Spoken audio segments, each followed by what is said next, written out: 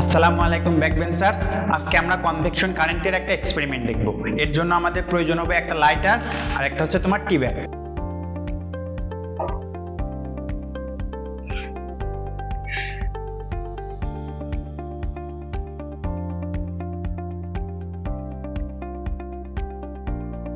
প্রশ্ন হচ্ছে ভাইয়া হোয়াই, কেন? দেখো, টি ব্যাগের উপরের অংশে যখন আমি আগুন লাগাই দিচ্ছি, এর উপরের অংশে বাতাসের যে অনুপরমাণুগুলো আছে এগুলোর তাপমাত্রাটা বেড়ে যাচ্ছে, ফলে অনুপরমাণুগুলো প্রসারিত হয়ে যাচ্ছে এবং এর ঘনত্বটা কমে যাচ্ছে, বিধায় এটা হালকা হয়ে উপরের দিকে উঠে যাচ্ছে। এখন তাহলে মাঝখানে একটা ভ্যাকুয়াম স্পেস ক্রিয়েট হচ্ছে, আশপাশে যে বাতাসের ঠান্ডা অনুপরমাণুগুলো আছে এগুলো তোমার ছুটে আসছে এই ভ্যাকুয়াম স্পেসটা পূরণ করার জন্য। এই কারণে একটা ফোর্স জেনারেট হচ্ছে এবং সেই ফোর্সের কারণে টি ব্যাগটা উপরে উঠে যাচ্ছে। এখন প্রশ্ন হতে পারে কেন শুরুর দিকে টি ব্যাগটা উপরে উঠতেছে না, যখন পুড়তে পুড়তে শেষ পর্যায়ে চলে আসছে তখনই কিন্তু উপরে উঠছে?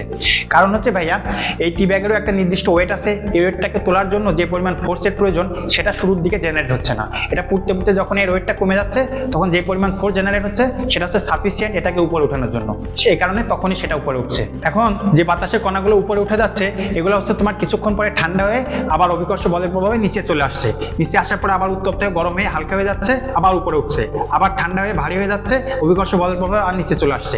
যে বাতাসের কণাগুলোর যে সার্কুলার এরকম একটা ফ্লো হচ্ছে এটাকে বলা হচ্ছে তোমার কনভেকশন কারেন্ট।